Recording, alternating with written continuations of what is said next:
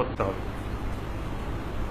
এই আমল নিজে করতে হবে আর অন্যকে করার জন্য দাওয়াত দিতে হবে, তাবলীগ করতে হবে। তাবলীগ সূরা আল মায়েদার ৬৭ নম্বর আয়াত আল্লাহ পাক তাবলীগ করার নির্দেশ দিয়েছেন। ইয়া আইয়ুহার রাসূল বাল্লিগ মা উনজিলা ইলাইকা মির রাব্বিক, হে আমার রাসূল বাল্লিগ, আপনি তাবলীগ করেন। তাবলীগ করুন। কিসের তাবলীগ করবেন? মা উনজিলা ইলাইকা মির রাব্বিক, আপনার রবের পক্ষ থেকে যা কিছু আপনার উপরে নাজিল করা হয়েছে। কি কি নাজিল করা হয়েছে? কোরআন এবং সুন্নাহ দুইটাই নাজিল করা হয়েছে, শুধু কোরআন না। কোরআন ওহিয়ে মাতলু, সুন্নাহ হলো ওহিয়ে গায়রে মাতলু। তাহলে দুইটাই নবী সাল্লাল্লাহু আলাইহি ওয়াসাল্লামের উপরে নাজিল করা হয়েছে। এই দুইটার তাবলীগ করার জন্য আল্লাহ পাক নির্দেশ দিয়েছেন।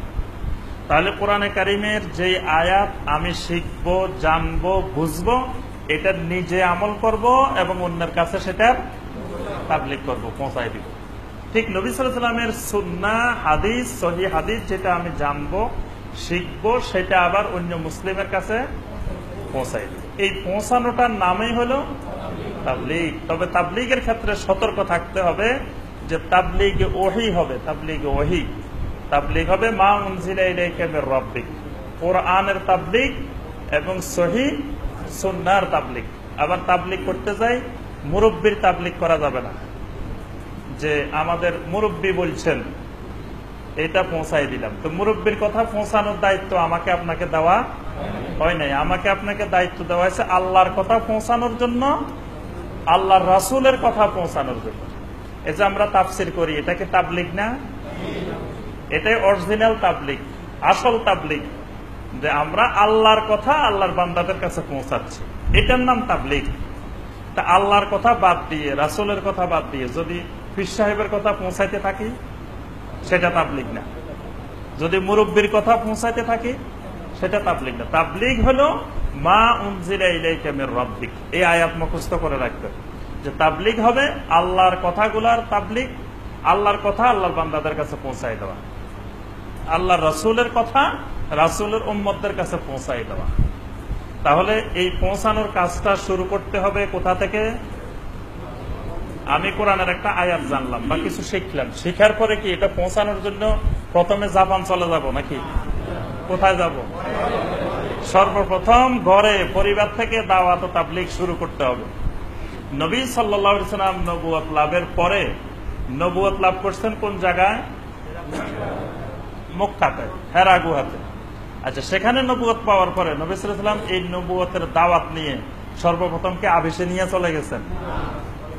কোথায় দাওয়াত দেওয়া শুরু করছেন?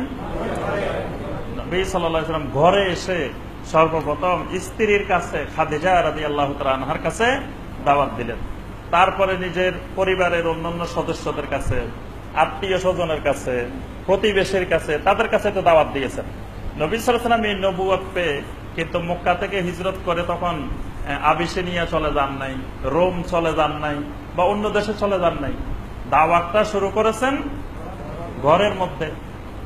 এখন আমরা এই তাবলীগ, ওহির তাবলীগ, কোরআন সুন্নাহর তাবলীগ শুরু করতে হবে কোথা থেকে? ঘর থেকে। আমার ঘরের সবাই গোমরাহ, আমি নামাজি, বউ নামাজ পড়ে না, এরকম অসংখ্য ভাই আছেন এখানে, আছেন না? মনে কষ্ট নিবেন না, অরিজিনাল কথা, সঠিক কথা। হিসাব নিলে কয়জনের ভাবি নামাজ পড়ে?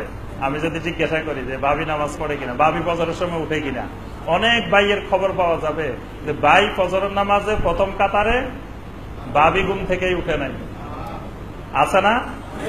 মাশাআল্লাহ, বোঝা যাচ্ছে, সবার কণ্ঠস্বরে বোঝা যাচ্ছে ম্যাক্সিমাম আছে। তারপরে অনেকেই মসজিদে নামাজ পড়তেছি, মেয়ে নামাজ পড়ে না, ছেলে নামাজ পড়ে না। আমি এখানে মসজিদে প্রথম সারিতে এসে বসে আছি, আমার ছেলে ঘুম থেকে উঠে নাই, মেয়ে ঘুম থেকে উঠে নাই, ছেলের বড়া ঘুম থেকে উঠে নাই, নাতি নাতনি নামাজের খবর নেই। এমনি আমি দিনের বড় মুরব্বী। অনেকে আবার ইমানেরও বিরাট মেহনত করতেছি, কিন্তু মেহনত শুধু নিজের মধ্যে আর বিদেশে, পরিবারে মেহনত নাই। এজন্য আল্লাহর দ্বীনের কোরআন সুন্নাহর তাবলীগ, নবীওয়ালা পদ্ধতি, সুন্নত পদ্ধতি হলো নিজের ঘরে শুরু করতে হবে। আল্লাহ পাক ইরশাদ করেছেন, ইয়া আইয়ুহাল্লাযীনা আমানু কু আনফুসাকুম ওয়া আহলিকুম নারা, হে ঈমানদারগণ নিজেদেরকে জাহান্নামের আগুন থেকে বাঁচাও।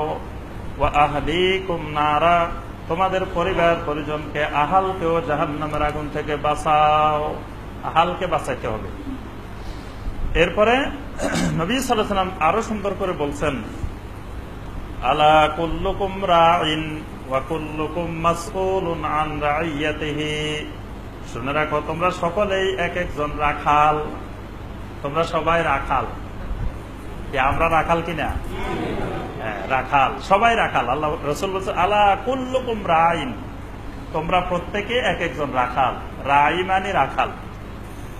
আর ওয়া কুল্লুকুম মাসউলুন আন রাইয়াতিহি, একজন রাখালকে যেমন 100টা ছাগল যদি দেওয়া হয় বা 50টা উট দেওয়া হয়, ওই রাখাল যেমন ওই 50টা উটকে, ওই 100টা ছাগলকে তত্ত্বাবধান করে, দেখাশোনা করে। একটা ছাগল হারাই গেলে তার খবর রাখতে হয়, জবাবদিহি করতে হয়। ঠিক একইভাবে তোমাদেরকে তোমাদের একটা পরিবারের রাখাল বানানো হয়েছে, একটা সমাজের রাখাল বানানো হয়েছে। বিভিন্ন এলাকা অঞ্চলে তুমি এক একজন রাখাল হিসেবে দায়িত্ব পালন করছো। ওই পরিবারে, ওই এলাকায়, ওই অঞ্চলে তোমার তত্ত্বাবধানে যারা আছেন, এরা যদি কোনো ব্যাপারে দ্বীনের বিরোধিতা করে, দ্বীনের নাফরমানি করে, দ্বীন লঙ্ঘন করে, এই সব ব্যাপারে তোমাকে আল্লাহর কাছে জবাবদিহি করতে হবে। এই রাখালের এমনি ছেড়ে দেওয়া হবে না যে আমার আন্ডারে, এই রাখালের আন্ডারে একটা পরিবারের আমরা সবাই প্রধান, এক পরিবারের এক একজন রাখাল। আমার এই রাখালের আন্ডারে একজন স্ত্রী আছেন। স্ত্রী হইলেন স্বরাষ্ট্রমন্ত্রী, নাকি? আপনার ঘরটাই একটা রাষ্ট্র, পরিবারটাই একটা রাষ্ট্র। সেখানে আপনার স্ত্রী, ছেলে, মেয়ে, ছেলের বউ, নাতি, নাতনি, এদেরকে নিয়ে আপনার একটা রাষ্ট্র, একটা সমাজ। এই সমাজের আপনারা অধীনে যতজন আছেন, এই সবার ব্যাপারে আপনাকে, আমাকে আল্লাহর কাছে জবাবদিহি করতে হবে। এই জন্য আমরা যারা তাফসিরের শ্রোতা, যারা দর্শক, তাদেরকে এই তাফসিরের শুরুতেই এই বিষয়টি স্মরণ করিয়ে দিব যে আমরা একটু গভীরভাবে পরিবারের দিকে নজর দিই। সবাই যদি সবার পরিবারের দিকে একটু নজর দিই, সব পরিবার যদি ঠিক হয়ে যায়, তো পুরো দেশে তো ঠিক হয়ে যাবে। কি বলেন? প্রত্যেকের পরিবার যদি ইসলামী পরিবার হয়ে যায়, তো ওই দেশটাই তো ইসলামী দেশ হয়ে যাবে। ইসলামী দেশ বানানোর জন্য, ইসলামী রাষ্ট্র বানানোর জন্য তো মানুষ মারার দরকার নাই, সন্ত্রাস করার দরকার নাই। আমার আপনার পরিবারটাই যদি ইসলামী হয়ে যায়, কোরআন সুন্নাহর হয়ে যায়, পরিবারের সবাই যদি নামাজি হয়ে যায়, পরিবারের সবাই দিনদার হয়ে যায়, তো বাংলাদেশ তো এমনিই দিনদার রাষ্ট্র হয়ে যাবে, ইসলামী রাষ্ট্র হয়ে যাবে, সব হয়ে যাবে। এই জন্য প্রত্যেকের পরিবার নিজে জাহান্নামের আগুন থেকে বাঁচা, পরিবার পরিজনকে জাহান্নামের আগুন থেকে বাঁচানোর জন্য চেষ্টা করতে হবে। এই জন্য আমাদের তাবলীগ জোরে সোরে শুরু করতে হবে। সেই তাবলীগ হবে পরিবারে। আমার পরিবারে নামাজি হয় নাই, পরিবারে দিন আসে নাই, আমার প্রতিবেশীদের মধ্যে দিন নেই, আত্মীয় স্বজনের মধ্যে দিন নেই, তা আমি এদেরকে ছাড়ি ইউনূস আলাইহিস সালামের মতো যদি চলে যায় আরেক জায়গায়, তাহলে ওই সাগরে মাছে খাওয়া ছাড়া আর কোন উপায় নেই। ওই পদ্ধতি নবীওয়ালা পদ্ধতি না, যে আমার পরিবার বাদ দিয়ে, প্রতিবেশী বাদ দিয়ে, তারপর আত্মীয় স্বজন বাদ দিয়ে আমি হিজরত করে চলে গেলাম এখান থেকে নোয়াখালী। ঢাকায় এত মানুষ রেখে আমি হিজরত করলাম নোয়াখালী, তারপর আমি হিজরত করলাম ওই পঞ্চগড়, আমি হিজরত করলাম রংপুর, দিনাজপুর। এই হিজরত নবীওয়ালা হিজরত না।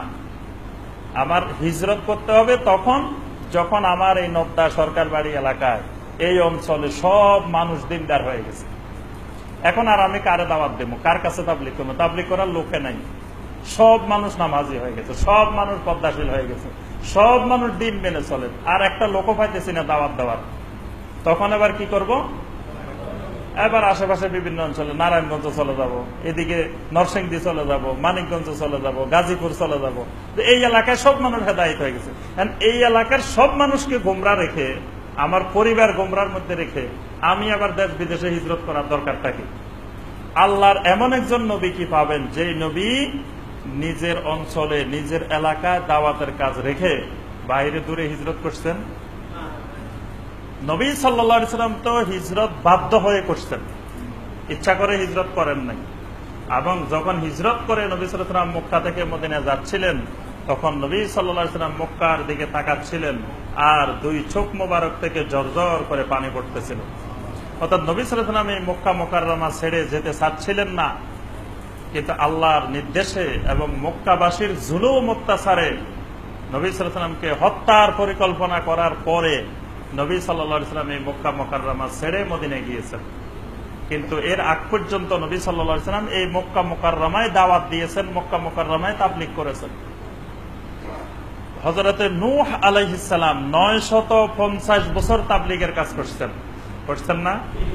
এই 950 বছর কি হিজরত করে অন্য জায়গায় গেছেন? 950 বছর এক অঞ্চলে এক এলাকায় দাওয়াত দিয়েছেন। এই 950 বছর দাওয়াত দিয়েও ওই এলাকার মানুষদেরকে হেদায়েতের দিকে সঠিক রাস্তা আনতে পারেন নাই। কিন্তু তারপরেও এত সবর ধারণ করেছেন, এত ধৈর্য ধারণ করেছেন যে তিনি হিজরত করে ওই এলাকা ছেড়ে যায়। এই এলাকার মানুষ আমার কথা শুনে না, থাক আমি আরেক এলাকায় চলে যাই। এই কাজও নূহ আলাইহিস সালাম করেন না। এবং নবী সাল্লাল্লাহু আলাইহি ওয়াসাল্লামকে আল্লাহ পাক সতর্ক করছেন, বলছেন যে খবরদার, ওয়ালা তাকুন কাসাহিবিল হুত, আপনি ওই মাছওয়ালা নবীর মতো হইবেন না। আল্লাহ পাক বলে দিচ্ছেন খবরদার, মাছওয়ালা নবীর মতো হইবেন না। মাছওয়ালা নবীকে সবাই চিনে, দেখেন ইউনূস আলাইহিস সালাম মাছওয়ালা নবী। মাছওয়ালা নবীর কথা আল্লাহ এই জন্য বলছেন যে মক্কা মুকাররমার মানুষ যত খারাপ হোক, যত অত্যাচার করুক, যত নির্যাতন করুক, আপনি খবরদার আল্লাহর অনুমতি ছাড়া এই মক্কা ছেড়ে কোথাও যাবেন না।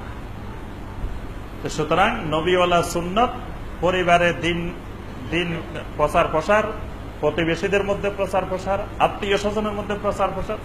আপনি শুধু বিয়ের অনুষ্ঠানগুলোতে যদি তাবলীগ করেন, এই তাবলীগ করেই তো শেষ করতে পারবেন না। আত্মীয় স্বজন প্রতিবেশীর যে বিয়ের অনুষ্ঠান, এই বিয়ের অনুষ্ঠানগুলো তো পুরা জাহিলি যুগের অনুষ্ঠানকেও হার মানায়। কাফের মুশরিকদের অনুষ্ঠানকে এখন মুসলিমদের এসব অনুষ্ঠান হার মানায়। হিন্দু বৌদ্ধরাও এত জঘন্য অনুষ্ঠান করে না যে অনুষ্ঠান মুসলিমেরা করে। ওই দিন রাত্রে আমাদের এক প্রতিবেশী জন্মদিনের অনুষ্ঠান পালন করতেছে, বাচ্চার জন্মদিন। এই জন্মদিনের অনুষ্ঠানে সারা আশেপাশের লোকজন আর ঘুমাইতে পারে না রাত্রে, শুধু বার্থডের অনুষ্ঠান। তো এখানে তাবলীগ, এদেরকে মধ্যে তাবলীগ বাদ দিয়ে আমি অন্য জায়গায় যাওয়ার দরকারটা কি? এই জন্য সম্মানিত ভাই ও বোনেরা, আমরা তাফসীরের শুরুতে যেটা বলবো, কোরআন এবং সহিহ সুন্নাহর তাবলীগ প্রত্যেক ঘরে ঘরে, প্রত্যেক মহল্লায় মহল্লায় শুরু করেন। প্রথমে নিজের পরিবার থেকে স্টার্ট। নিজের পরিবারকে দ্বীনের দাওয়াত দেন, নিজের পরিবারকে নামাজি বানান, নিজের পরিবারকে পর্দাশীল বানান, নিজের পরিবারকে একটা ইসলামী পরিবার, কোরআন সুন্নাহর পরিবার বানিয়ে ফেলুন। তাহলে আল্লাহ পাকের ওই নির্দেশ, কু আনফুসাকুম ওয়া আহলিকুম নারা, নিজেও জাহান্নামের আগুন থেকে বাঁচো, পরিবার পরিজন আহালকে বাঁচো। আল্লাহ পাক আমাদের সবাইকে, আমাদের আহাল, আমাদের প্রতিবেশী, আমাদের আত্মীয় স্বজন সবাইকে নিয়ে নিজেরা সহ জাহান্নামের আগুন থেকে আল্লাহ পাক বাঁচার তৌফিক দান করুন। 28